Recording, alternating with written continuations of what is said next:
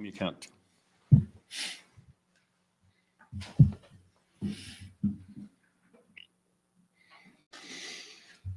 Hello, and welcome to another live stream episode of The Texas Examiner. I'm Robert Saenz here with my co-host, Jon Tipton. John? Well, good evening, everyone. Apologize, I had to grab my notes here, but we're excited that you're joining us. And tonight we are visiting with Mr. Kyle Biedermann, who is a candidate for the Texas House District 19, which includes Kendall, Blanco, Gillespie, and Burnett counties, and a portion of Travis County. This evening was originally scheduled as a candidate forum where we are hoping to hear from both candidates in a face-to-face environment. However, the incumbent communicated regrets and promised to appear in a future episode. With that in mind, we have transitioned from a candidate forum to a town hall format, and your participation is highly encouraged and solicited. If you have a comment or a question for candidate Biedermann, please do so in one of our chat rooms or send us your questions via the Facebook Messenger app. Well, we're honored that you're taking the time this evening to join us as we endeavor to learn more about the candidates or the candidate appearing on the primary ballot this March. As a reminder, the last day to register to vote is Monday, February the 5th. The first day of early voting is Tuesday, February the 20th. And election day is Tuesday, March 5th.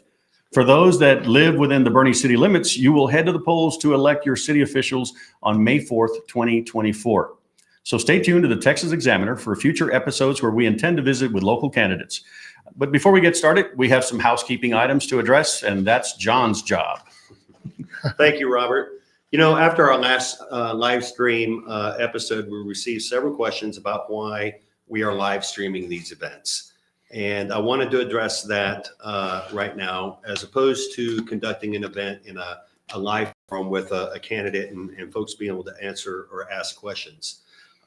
Just like to remind everybody that there are many voters out there who are still at work, they're on their way home, they're stuck in the traffic, and they just can't make these types of events. And they have family obligations that preclude, their attendance in person. In addition, many folks experience a social anxiety when they're around people in small environments, and being able to partake in a forum like this where they're not having to worry about, all the people around them is highly beneficial to those types of folks. Also, some folks are scared to approach and ask questions. They feel intimidated, they fear retribution. They don't want to be the one guy that doesn't have the group think like everybody else. And this forum provides them an opportunity to be able to ask those questions and have their concerns addressed. And finally, some folks have mobility challenges. They may be in a wheelchair. Maybe they can't walk. Maybe they just can't get into the venue where these events are taking place. And so this is one of the reasons why Robert and I have put this podcast together and why we put on this forum, so that everybody has an opportunity to be able to participate and receive the same information. Finally, it provides a historical account so that there's a published record of a candidate's planks and platforms, and then their positions on their issues. So that way, if there's ever a need, we can go back and say, hey, Mr. Candidate, back in January of 2024, you said this, but now you're doing this. And it's just another way that we, the people, can help hold our elected officials accountable. Thank you, John. You're welcome. Welcome, Mr. Biedermann. May I call you Kyle? Yes, you may. Okay, Kyle, thank you for taking the time out of your campaigning schedule. You've got quite a lot of counties to cover, obviously. Yes. And so let's get right into it. Tell us, who is Kyle Biedermann? Well, thank you very much for having me on, and I appreciate all the people that are watching. Mm-hmm. So I was a state representative for 6 years already. I represented Comal County, Kendall County, and Gillespie County for 6 years. And then I decided not to run again because I'm not a career politician. I own a hardware store in Fredericksburg. Okay. I've owned it for 39 years. And I had the opportunity to open another hardware store. So That I sounds just like went a home. dream job. A hardware store in Fredericksburg, Texas. Yes. Well, it took a long time. Yeah. Let me tell you that. Yeah. But I just love being in the hardware business because it's all about customer service. Sure. It's all about the customer. And if you love serving the customer, you'll actually do a great job being a state representative. It was a great background for running in for office. But actually, I had never been to a political meeting in my life. I had never gone to a Republican Party meeting in my life. I never helped a candidate. I didn't know anything. I watched what was on TV, but I didn't know anything about politics necessarily. And then about 9 years ago, God just started stirring in me, where are all the godly people? Where's all the good people in politics? And I don't know why he was stirring in me. I found out later, but that went on for about 6 months. And then somebody invited me to a meeting. And I actually said, no, I'm not interested. And he said, well, he came back and asked me again. And I said, okay, I'll go to the meeting. And it was all about what happened behind the scenes of the Capitol, this last session. Right. And I didn't even know what session meant. Actually, in Texas, we go to a session once every other year for 5 months. Okay. So session is 5 months. And then you don't go back for a year and a half. So this was June, session had just ended. And I didn't know at the time. So I said, okay, I went to the meeting. And at the meeting, I found out who my state representative was, and what the district was and what kind of bills were in the Capitol and in the legislature. And then I realized I need to learn more about what's going on. I'm not happy. I thought things were more conservative in Texas in the legislature. And so and this was in what year? It was 2015. And so then 4 days later, they invited me to another meeting where there was a candidate. Candidates were actually getting interviewed. Yes. And I just felt God moving me, and I just kept saying yes. So I went there, and I got interviewed with 4 other people who had been preparing for years, and me, I didn't really know much. And then 2 days later, they said, okay, we pick you. We think you have the best chance to win.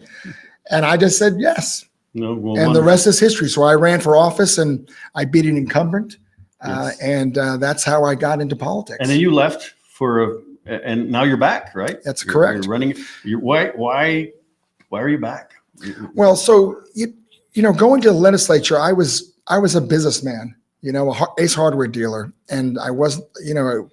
When I went there thinking we could get things done. I went there thinking that we could talk about things. I went there figuring that we would work as a team, like we do at our hardware store. And that's not the case. It's all about ego, power, and money up there. And so I had to pick my things that I thought were most important. And I picked my policies based on my customers and what they asked for, or my constituents. And that's what I put forth. Not necessarily the easy stuff. I put the hard things forth that a lot of other legislators were not putting forth. Right. And I guess we're going to ask about that later. But the reason that I decided to go home, obviously, is to open another hardware store.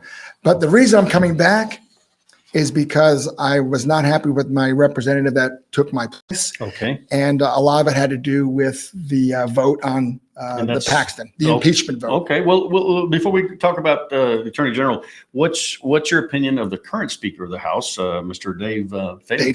Dave Phelan. Okay. Phelan. So when I went there, we had Joe Strauss was the Speaker. Right. And he was the first Speaker that got elected by the Democrats, basically. So in the Texas House, it was Democrat for 160 years, say, total Democrat control.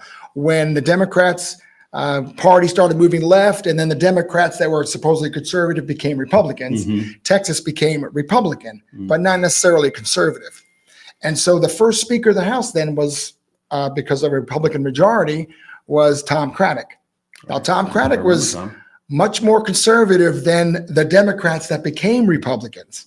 And so they didn't like Tom Craddock. And so after 2 sessions with Tom Craddock, they figured, how do we get rid of Tom Craddock? And we do that by going to the Democrats. A Republican Speaker go to the Democrats, say, okay, give us all your votes and we'll give you chairmanships, and we'll give you power. And then now you have, say, 60 votes or 65 votes. All you need is 12 or 15 to make 76. And then you have that many Republicans that are going to be in leadership now. So you claim victory, and there's never even a Speaker challenge. So that's been going on for 23 years. The Democrats have been the ones that basically determine the Speaker. Is that right? And all the Republicans follow because they don't want to be left out. So if you're asking me about Dave Phelan, yes, he's the same way. So he gives Democrat chairs. He's got the Democrat on his side. And that's very unfortunate part of the Texas House, that the Republicans are so weak that they allow the Democrats to have so much power and all the chairmanships and everything else. Okay. Your literature, you've been referring to your opponent as a rhino. Tell us why. Well, what does rhino mean? Yes. Rhino means Republican in name only. So when I just talked about the Democrats that became Republicans, that's what I mean. They never really became true Republicans. And now in the state of Texas, this is very interesting. We have a Republican Party of Texas. Yes. So we have the largest Republican convention in the whole country, the most delegates that go to the convention and in the whole country. And so our convention is very, very powerful. And it's Republicans from all over the state, whether it's in, cities like Austin or Dallas or San Antonio, as well as all the rural areas. They come to the convention and they put forth their ideas and they vote on a platform.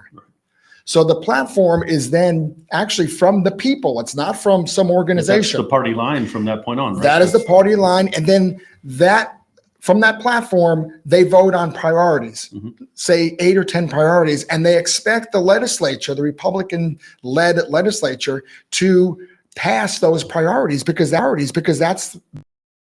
But unfortunately, the Republican Party and the people that go to the convention are more conservative than the legislature, the Republicans in the legislature, because the Republicans in the legislature are listening too much to lobbyists, special interests. They have all these other things that they listen to more than the people. Right. And that's where the conflict really is. And so, in fact, our speaker, most people don't know that, our speaker has never shown up to the convention in all my years when I was in office. Current speaker. Well, the current one or the one before or the one before. So Joe Strauss didn't show up. Dennis Bonnen didn't show up. Is that by design or is that? No, they'll get booed. That's why. They will get booed by the Republicans because they're not happy that here we are in the Republican and rah, red Republican. And yet these speakers were given power to the Democrats. So Kyle, so you're saying that your opponent, she's a Republican in name only, and she's not following the platform of the Republican Party in Texas. Well, you can't really say that either, because it's not about following the platform. The platform, you don't have much choice. It's leadership who allows the bills to come through. Okay. So again, the speaker then is the one that appoints chairmanships to the different committees, and then he puts the people on the committees. So bills are filed, and then the speaker then figures out, okay, what do I want to do? Right. Okay. So if he wants to pass a bill, he'll make a committee favorable for that bill to pass. If he doesn't want to pass bills, he'll make that committee unfavorable or give it a Democrat chairman. So it's really not about the platform by the individual members. That's really the leadership that does that, but the members should not allow it. They should be fighting for the platform. Okay. And so the rhino in name only would mean that you're not really following the Republican Party platform.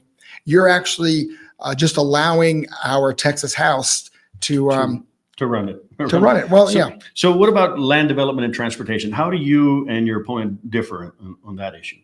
Well, again, it all comes back to who is funding you, who's donating to you, who are your contributions coming from, who are you listening to?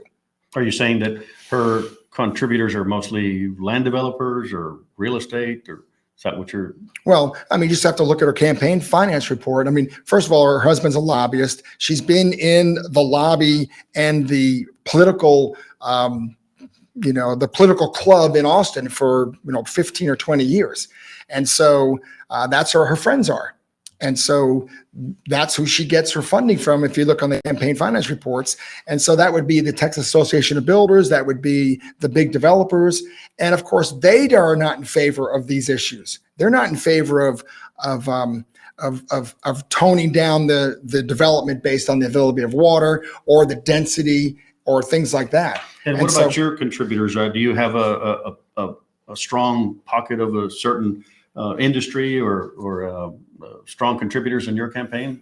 I have individual people and I've got conservative groups. Okay. That's it.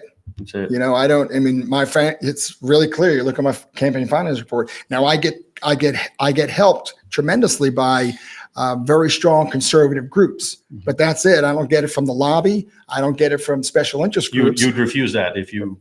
Well, no, I'll take every dollar you give me because they know that I'm going to do what I'm going to do, and I'm not going to be affected by the money. That's why they don't give it to me. Fair enough. But but that's what's so important up at the Texas House. It's all about who you are right here. I was never in politics before, so I wasn't already influenced, or I wasn't bought and sold, or I wasn't sold out. I never sold out the 6 years I was there. I was very respected, but of course, you get a lot of retribution if you don't join the club. And how do you propose to address the current challenges in education, specifically in your district, District 19? Oh, we see here, I'm a freshman. Okay. When I get in, I'm a freshman. Okay. Never been in education. I don't have any of that. I'm a hardware store owner, but all it takes is common sense.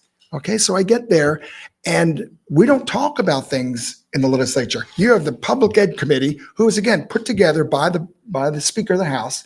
They're the only ones that really talk about education. We don't really get it. We don't go up there and have legislators have a big group and let's talk about things. No, it's the pub ed committee. And of course, who controls the pub ed committee? The special interest groups and the lobbyists. And of course, they want to make sure that the members are going to vote the way they want. It's a lot more complicated than people think. Right. It's not just you going up there and being able to affect change as easy as some people think. Exactly. But so what I did is we need to hear from the teachers.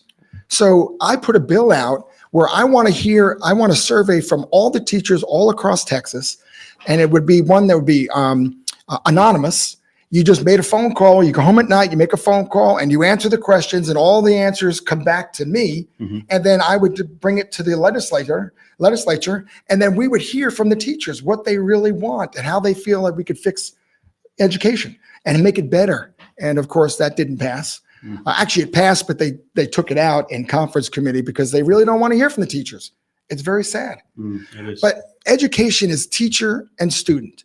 The money needs to be in the classroom, and it shouldn't be wasted on so much bureaucracy and so much administration that's growing faster percentage than it is for the amount of teachers. And it's all again because bureaucracy. That's how they have to be relevant. Of course, that's where money gets wasted. We need to get it to the classroom. That's the real problem. But I'll have to tell you school's choice though. You got to give me another minute here. Okay. Okay.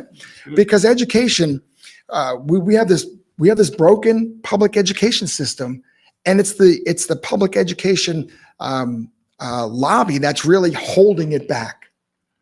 Because they're not allowing the teachers to teach and they're putting so much burden on the teachers. And all they say is we need more money. We need more money. Well, we need to get the money to the right place. But if we can't change and reform our public education system, then parents need to have a choice to have their child to be able to go somewhere else. Somewhere you advocate for vouchers then? Of course. Okay. Of course, but not for everybody right away. We need to get it to the ones that need it first. In a failing school, or if you can't afford, okay, we can't give it to the wealthy people right away because they can afford to bring their kids somewhere else, and they already are if they want. But you've got low income people that have no choice. They're locked in a school that may not be good, or they just want their child may have some certain skills and they want to go to a private school, but they don't have the funds for it. So you're saying the vouchers then should go to the lower socioeconomic areas or schools and start there? Of course. And this session, that's not really what it was. It was only 1% of the students. That was it for the whole state of Texas that were going to be eligible. And then I thought it was too much. There was too much given to the in the voucher or the ESA. So we just got to get the program going. And again, if there's no competition to the monopoly of the public school, then the monopoly is never going to get better. We need the monopoly. We need the public school to get better also, and that happens with competition. Fair enough. Well, environmental issues. Let's talk about that. What are you thinking? Let's talk about water. Water is a big issue here in Kendall County. What are your plans to address environmental issues and challenges with water accessibility, for example?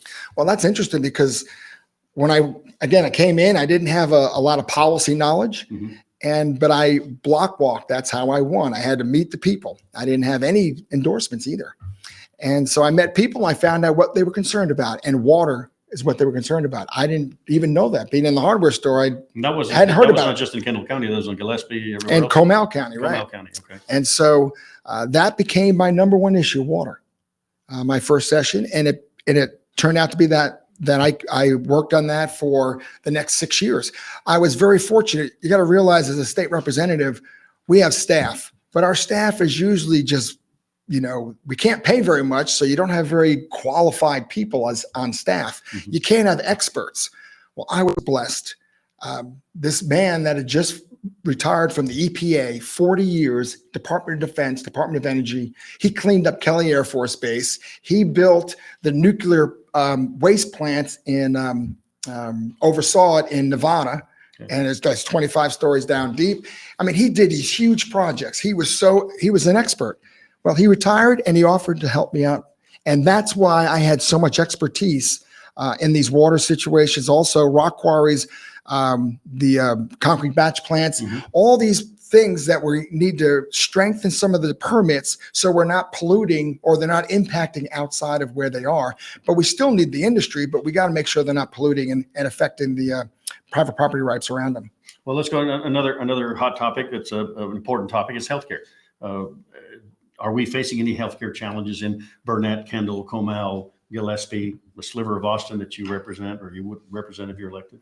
Well, see, healthcare, you can come back to Obamacare, was supposed to make things less expensive, and it certainly didn't. It just added more bureaucracy and more layers in between your doctor. And of course, when we saw what happened with COVID, that was a disaster in that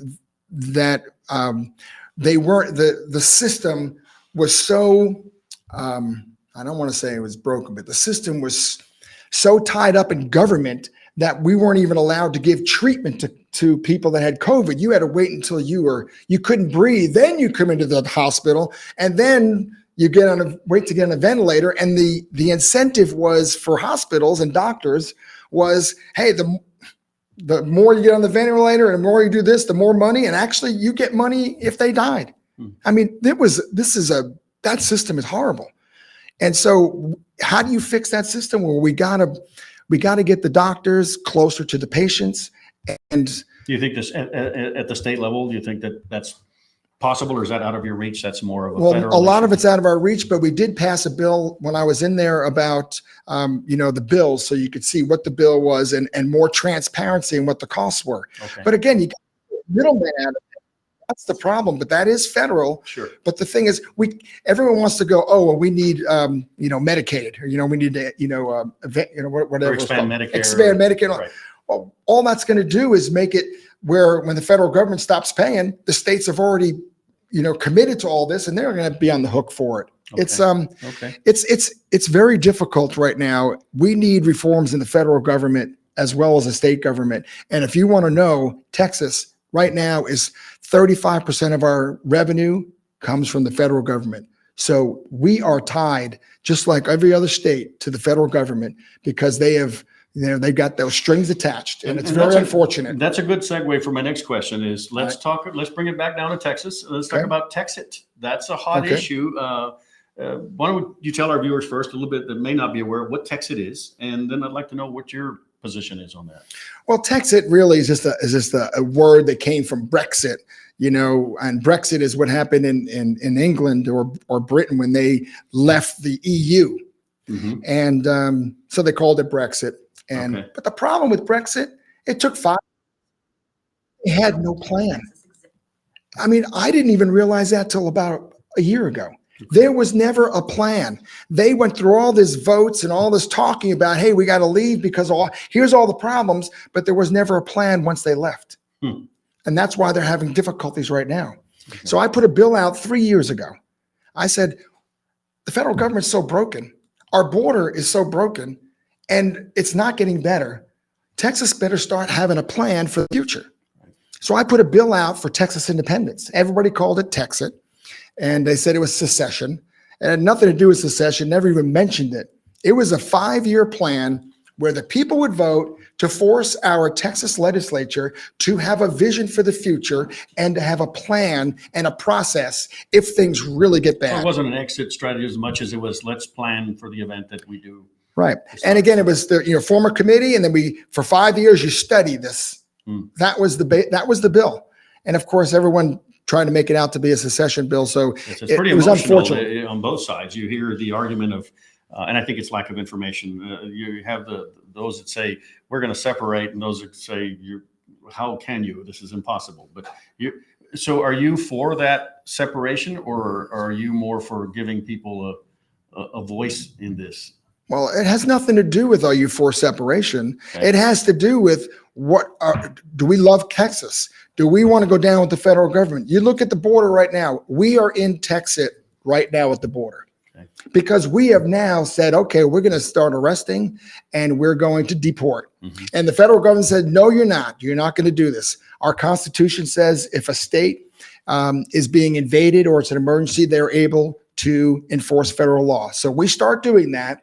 The federal government comes against us. Mm-hmm. What's going to happen?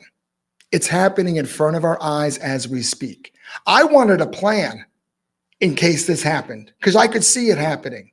Okay, that's what a business person does versus a politician that only looks for the next election cycle. I put down visionary things when I was working. I have a total plan for the whole state of Texas for water. But let's finish this. The border right now is Texas in action. Are we going to support? Are you all going to support Governor Abbott and saying, no, we're not going to bow down and we're not going to listen to the Supreme Court, which is not law of the land. We're not going to allow the federal government to continue to allow invasion into Texas. Are we going to stand with the governor, or are we going to fold and say, okay, we're sorry, we shouldn't have done this. Let them all in, So what are we going to do? With Governor Abbott. You better believe in it. And every meeting I talk about, everybody almost says, I'm going to stand with Governor Abbott. But it's going to get tough. When it gets tough, are you going to stand? But we also need to start planning because this is only the beginning. But Kyle, can Governor Abbott and President Biden get together and work on this together? Or do you think that's so broken that that's not possible? What do you think? No, I'm the one asking the question. So I tell you're the one with all the answers. Well, what's been happening for the last decades? Congress won't do a thing. Okay. That's not even a question. What's happening there? That will not happen. You don't think they're going to work together? No. Okay. No. Because the whole thing is it is so bad. It is so bad. And again, it doesn't even matter if we elected more people. We could elect 50 more really good guys or good women up there. Doesn't matter. The leadership runs the show. And the lobby and the money runs the show. Even up there as it is in Texas. We're at a point right now, we've kicked the bear now, and this is what everyone's been hoping we would do. Stand up as Texas against the federal government for their overreach and what they're doing to all the over-regulation and all those things. We're standing up. Now's the time. Are we going to fold, or are we going to stand strong for Texas? Oh, thank you, Kyle. My last question, Kyle, and then I'll turn you over to my co-host who has the tougher questions. Oh, good. Your opponent couldn't make it here tonight. What's your take on that? Because we wanted to have a debate. We wanted to have you guys asking each other questions. Why do you think she's not here tonight? Well, I really can't answer for her. All I know is what she said in the past and the questions that she has been getting the last couple of months, especially after she voted with the Democrats and the other weak Republicans to impeach our Attorney General, Ken Paxton, who had just gotten elected. Talking about an election, trying to overrule an election. He had just gotten elected. And here the Texas Republican House votes to impeach, and she joined. In fact, I texted her before the vote. I said, don't do it, Ellen, because it's going to come back to bite you. There is no reason to vote. You're in a conservative district, plus the Republicans are against this. But that vote was not about Paxton. That vote was about loyalty. Are you loyal to the speaker and the establishment? And you just look at, again, who supported the impeachment when it comes from the money side. So are you guys going to have a debate, or have you had a debate yet? No, I've offered for a debate. I've asked every club, Republican club, and every organization I could for a debate, and she has not agreed to a debate. If there's any questions, she will not agree to come. Questions from the audience. Well, you heard it, folks. Maybe you can ask the tough questions yourself, whether they're of Kyle Biedermann here or his opponent. If you haven't done so already, you can send in your chat, or you can send us an email later to the Texas Examiner and ask your questions if you don't get a chance to see this live today. John, I'll turn it over to you, my friend. What do you have to ask Mr. Biedermann? Well, Robert, you actually stole my thunder with several of your questions and led into that, and Kyle filled in admirably on that. So I don't have very many. I think we'll start off with getting to know you a little bit better. And what would you consider your proudest moments from your previous terms in office? Oh, well, my proudest moment, without a doubt, is the Alamo. So I'm a freshman. I go to the Alamo. We all go to the Alamo, but I didn't really know that much about the Alamo. Fortunately, there was a woman that lives in Fredericksburg. I didn't even know her. And again, I'd been there for 30 something years at the time. And she is an expert on the Alamo. And she was a bloodline of a defender. She's a descendant of a defender, and in the bloodline. And she taught me so much about the Alamo.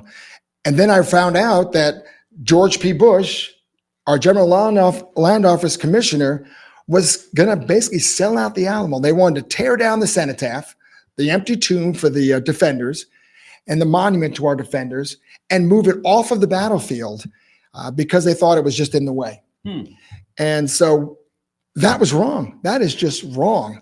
And then they wanted to change the messaging at the Alamo and make it more about the defenders were white supremacists, and that the Texas independence, our Declaration of Independence from Mexico, we fought for slavery. And yet, when you read the Texas Declaration of Independence, slavery is not listed in the 19 grievances against Mexico. And so I couldn't stand there and watch this. And yet, all these other legislators, a lot of them are native Texans and all this stuff. I'm the only one that put bills out. It took 5 years.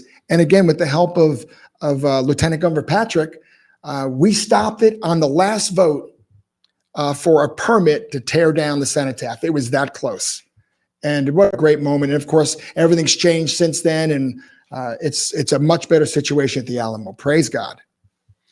So, Kyle, if you don't mind, I'd like to circle back to where we were talking about your opponent earlier. And if she had appeared here in the studio with us this evening and we're able to conduct an actual debate, what do you think would be one of the things she would say to try to differentiate herself from you?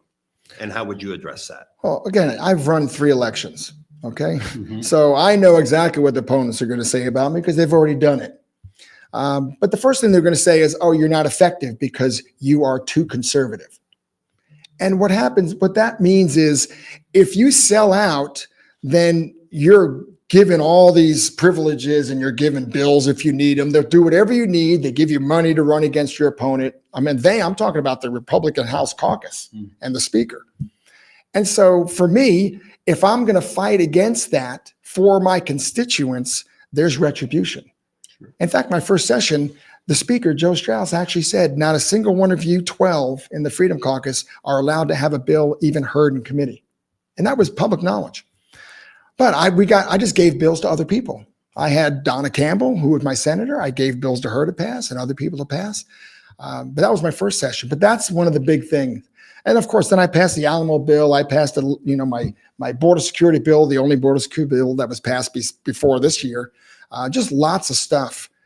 But again, that's what you can't do both. You can't sell out and then fight for your constituents. You can't do both. Right. And, but what you can do is you can be very effective on making sure bad bills get killed, or you add amendments, or you fight for bigger issues like water, the Alamo, and of course, Texas independence, the future of Texas.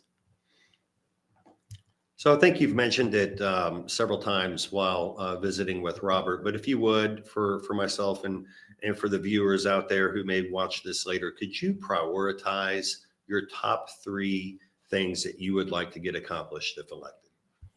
Well, obviously, as a Republican, but I'm a conservative Christian, but in the Republican Party, as I said earlier, their platform is conservative. So a priority is to pass the their priorities of the Republican Party, and they're fantastic. Our platform is the best in the country by far. So obviously that's a priority. But the other priority for me is for the future. When I have all my water bills, that is not for today or tomorrow. It takes a long time to get things moving in the House or in the legislature. It doesn't pass the first year. Sometimes it takes 4 years, 5 years, 6 years, 8 years. But you got to stick with it. You got to keep fighting for it. So water right now is a hot topic, and it wasn't 8 years ago. But yet that's when I started working on it.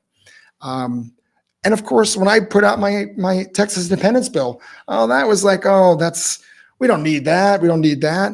Well, now you look what's going on the border. We need to look at the future of Texas. We need to look at where we're going. We got to make sure we have enough energy. We have enough electricity. We need nuclear plants. We need desal plants. We need lots of things. We need big projects in Texas for our kids and our grandkids instead of just thinking about my next election. Right. I care about the future of Texas, and that's a huge priority that most people aren't looking at. Is there one issue in your mind right now that you would, quote, die on the Hill for? I would die on the Hill for abortion, against abortion, for pro-life. I mean, there are some things that are just non-negotiable, and God's word is non-negotiable. And so, God knows that each one of us from the beginning of time, before we were even born, before we were in the womb, and for us not to, protect that life. That life is the same life, whether it's in the womb or out of the womb. That is just one thing that can't change. So recently, I think everybody has started receiving some mailers. And I believe your campaign or one of the associations that you're working with, I believe it's the Texans for Fiscal Responsibility. And they claim that your opponent voted with the Democrats to increase her pension. Can you speak to that? Sure. So what happens, any election, whoever's supporting you, some of these groups are going to put their own mailers out, but they'll tell you who it's from. So that one came from Texans for Fiscal Responsibility. That group is a very conservative group, and they focus on one thing: fiscal responsibility, whether it's budgeting items, overspending, taxes, property taxes, all those things. And one of them is having these legislators increase their pension, which of course they try to do all the time, or increase their office budgets and things like that. And at a time when, regular people are not really able to do that for themselves. And so that was two bills. Actually, they tried twice to increase their pension, but it didn't pass. Okay. Because it was there was some transparency, because you had groups like Texas for Fiscal Responsibility and others that were letting people know, hey, this is not a good thing. And it's just not the right time for this. And so that was what that mailer was about. And it shows, again, voting records, who voted for it, who didn't.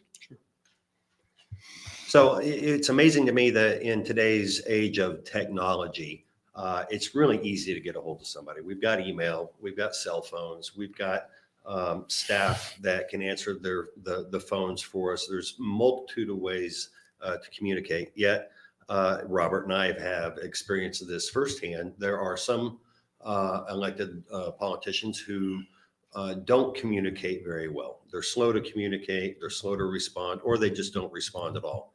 How do you plan to maintain that open line of communication with your constituents, and not necessarily the ones who make the most noise? Because there are just some folks who think that they can send you an email and hopefully they'll get a response from you. But how do you plan to approach that moving forward? Well, you don't want to ask my wife that. My cell number is on every piece of literature I send out for the last 8 years, hundreds and hundreds of thousands, and my personal cell, and I've never changed it. My email comes to me. So I spend way too much time responding to people. That's impressive, Kyle, impressive. because you have not just Kendall County, you have Burnett, Blanco, Gillespie, part of Austin. Is that correct? Yeah. Am I missing one? 200,000 people in our districts now. But a lot of people on your Rolodex there. I do. It's crazy. But the thing is, people have not abused it. Now, Oh. maybe if you ask my wife, she might think they abuse it. But the point is, I'm an Ace Hardware dealer. I love service. Customers are first. And I really want them to call me. I mean, I got a call today. There was an ugly, ugly survey that came out all throughout my district. They call them push polls. Yes. And it's horrible.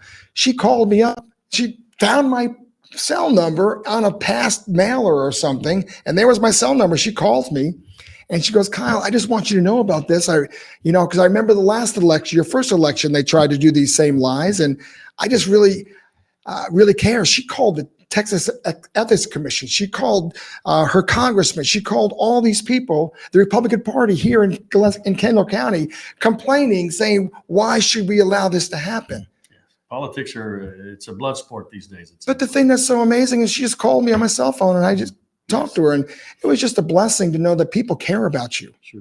And, but no, I really like it. In fact, at the Capitol, my office is so different than all the other offices because I run it like my hardware store. We all work together. Everybody knows what's going on. We work as a team.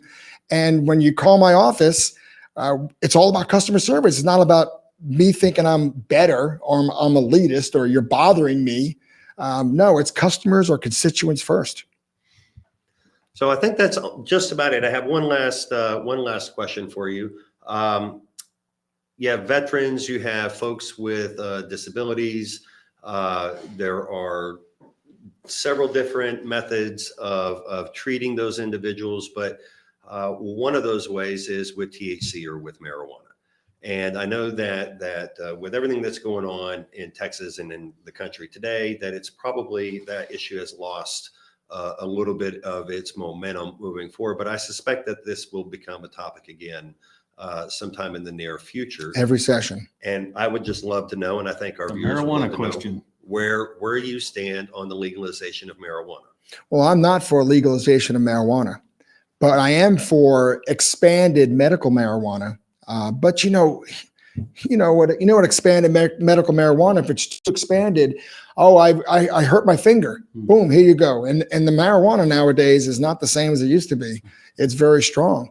But marijuana is very beneficial to many, many different people, whether it's Parkinson's disease and all sorts of other diseases or problems that people have, or anxiety, or how about PTSD, what they're talking about right now in Congress, having that more available. And so I want it to be available. I don't want it to be legal because then it just becomes abused.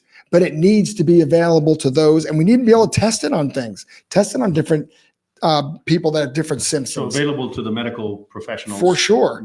But then again, you know what happens? You just got to be careful that it doesn't just become where you come in and just say, I hurt my back, and now you're going to get all you want for the rest of your life. We run into that here at the Kellum Clinic with back pain and chronic pain. You have to be very careful of balancing the treatment with the risk of And abuse. there's no doubt that there are benefits. There are no doubt, but there's also no doubt that that there is a detriment if it's used improperly, just like alcohol. Well, I think that's about all I have, Robert. Yes.